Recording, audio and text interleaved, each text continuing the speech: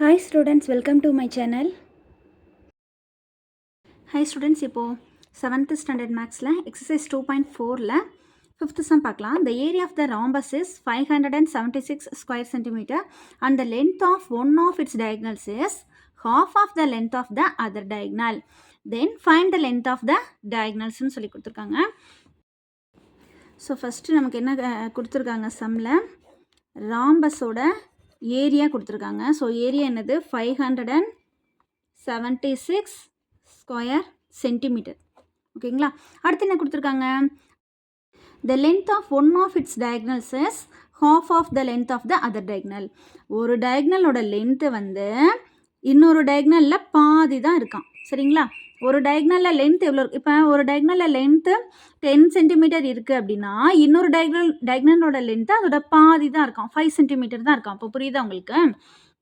ஓகேங்களா, அப்போ ஒரு நம்ம என்ன எடுத்துக்கலாம், D1 D2 இங்கே கொடுக்கவே இல்லை, டயக்னல்ஸ் நமக்கு இங்கே கொடுக்கவே இல்லை, அதான் ஃபைன் பண்ண சொல்லியிருக்காங்க. ஸோ D1 நம்ம எக்ஸ்ன்னு எடுத்துக்கலாம். ஓகேவா, அப்போ D2 என்னவா இருக்கும், D1ல எவ்வளோ லென்த் இருக்கோ அதில் பாதி தானே இருக்கும், அப்போ half into x போட்டுக்கலாம். சரிங்களா, half into x. இப்போ சமக்கு போடலாம். ஏரியா ஆஃப் த ராம்பஸ் என்ன கொடுத்துருக்காங்க, 576 கொடுத்துருக்காங்க, equal to half into D1 நம்ம என்ன எடுத்துக்கிட்டோம், எக்ஸ்ன்னு எடுத்துக்கிறோம். D2 வந்து அதோட half, அப்போ 1/2 into x. ஓகே, இப்போ 576 அப்படியே எழுதிக்கலாம். இங்கே இருக்க 1/2 into 1/2 1/4. ஓகேங்களா, 1 into 1 1, டினாமினேட்டரில் இருக்க 2 into 2 4.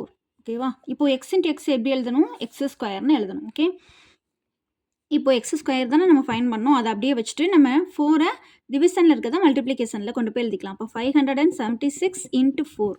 ஓகேவாம்மா, இப்போது இந்த ஸ்கொயர் இருக்கு இல்லையா, அது ஈக்குவல்ட்டுக்கு அதர் சைட் போகும்போது அப்படின்னா ரூட் ஆகும், ரூட்டாக சேஞ்ச் ஆகும். அப்போது பாருங்க, ரூட் 576 into 4.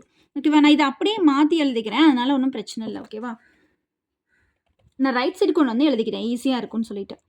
ஸோ இப்போ 576 ஃபேக்டரைசேஷன் பண்ணி பார்ப்போம். 2ஆல் பண்ணும்போது 2 2s are 4 remaining 1, 8 2s are 16 remaining 1, 8 2s are 16.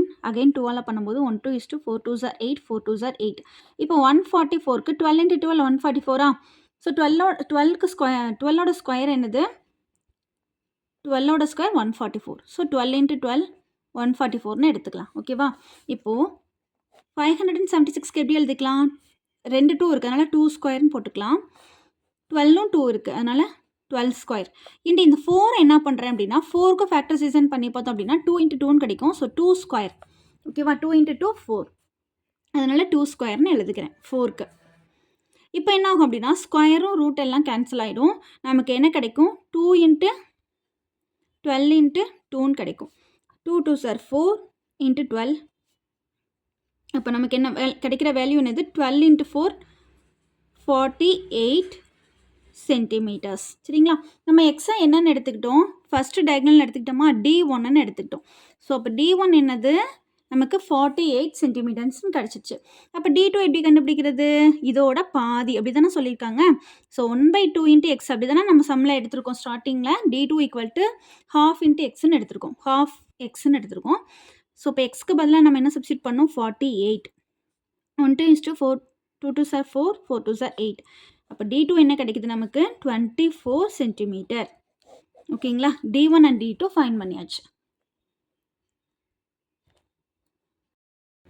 இப்போ 6th சம்மை நான் புக்கில் ரீட் பண்ணிக்கிறேன் பாருங்கள். A ground is in the form of isosceles trapezium with the parallel sides measuring 42 meter and 36 meter long. The distance between the parallel sides is 30 meter. Find the cost of leveling it at the rate of ₹135 per square meterன்னு கொடுத்துருக்காங்க. இப்போ first நான் trapezium draw பண்ணிக்கிறேன் பாருங்கள். ஒரு trapezium draw பண்ணிக்கிறேன், அதில் parallel சைட்ஸ்னால் இது தான். சரிங்களா, பேரலல் சைட்ஸோட லென்த் என்ன கொடுத்துருக்காங்க அப்படின்னா 42 மீட்டர் அண்ட் 36 மீட்டர் கொடுத்துருக்காங்க. Distance between the parallel sides அப்படின்னா ஹைட்டுன்னு சொல்லியிருக்கேன். சரிங்களா, இந்த 2 பேரலல் சைட்ஸ் கட்டில் இருக்க டிஸ்டன்ஸ் அப்படின்னு கொடுத்துட்டாங்கனாவே அது ஹைட் என்ன கொடுத்துருக்காங்க அப்படின்னா 30 மீட்டர் லாங்னு கொடுத்துருக்காங்க. ஓகேங்களா, அப்போ எழுதிக்கலாம், நம்ம கிவனில் என்ன எழுதிக்கலாம், A equal to 42 metre, B 36 metre and height 30 metre. ஓகேங்களா, area of find the area of the trapezium கண்டுபிடிக்க சொல்லியிருக்காங்க. First area of the trapezium find பண்ணிவிட்டு அப்புறம் அதோட லெவலிங் பண்ணுறதுக்கு எவ்வளோ காஸ்ட் ஆகுது நம்ம செக் பண்ணிடலாம். So area of the trapezium என்னது half into h into a + b square units. So half into ஹைச்க்கு என்ன சப்ஸ்டிட்யூட் பண்ணணும் 30 into a 42 + b 36 1/2 into 30 into first ப்ராக்கெட்டில் இருக்கிறத சால்வ் பண்ணிக்கோமா. அப்போ 42 + 36 என்ன வரும் 78. ஸோ இது கேன்சல் பண்ணிக்கலாம். 1 2 is 2 3 2s are 6 remaining 1 9 2s are 18. ஓகேவா. இப்போ 39ஐயும் 30ஐயும் மல்டிபிள் பண்ணும். 39ஐயும் 30ஐயும் 3ஆல் மல்டிபிள் பண்ணிக்கோங்க. 0 ஆட் பண்ணிக்கோங்க. ஸோ 0 7 11 ஓகேவா. 0வே ஆட் பண்ணிட்டேன். ஸோ 1170 ஸ்கொயர் மீட்டர் வருது நமக்கு. ஓகேங்களா. Square metre or metre square போட்டுக்கலாம். இப்போ பாருங்கள் the cost of leveling it at the rate of 1 square மீட்டருக்கு rupees 135 கொடுத்துருக்காங்க. சரிங்களா. 135 rupees ஆகுது ஒரு ஸ்கொயர் மீட்டரை லெவலிங் பண்ணுறதுக்கு. ஓகேங்களா. கிரவுண்டில் இருக்க அந்த ஒரு ஸ்கொயர் சென்டிமீட்டரை லெவலிங் பண்ணுறதுக்கு 135 rupees ஆகுது. அப்போது அந்த கிரவுண்ட் ஃபுல்லாக நமக்கு எவ்வளோ ஏரியா 1170 ஸ்கொயர் மீட்டர். ஸோ இதை ஃபுல்லாக அந்த 1170 ஸ்கொயர் மீட்டரை ஃபுல்லாக லெவலிங் பண்ணுறதுக்கு நமக்கு எவ்வளோ காஸ்ட் ஆகும்னு கண்டுபிடிக்கிறதுக்கு ரெண்டையும் மல்டிபிள் பண்ணோம். 1170 இன்ட்டு 135. ஓகேங்களா. இப்போ 1170 இன்ட்டு 135 மல்டிபிள் பண்ணிக்கிட்டா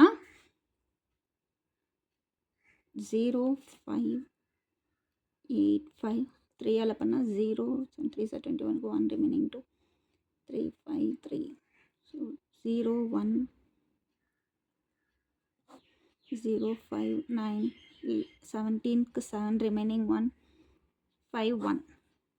அப்போ 1,57,950 rupees ஆகுது. ஓகேவா. அப்போது கிரவுண்டை ஃபுல்லாக நமக்கு லெவலிங் பண்ணுறதுக்கு எவ்வளோ காஸ்ட் ஆகுது 1,57,950 rupees.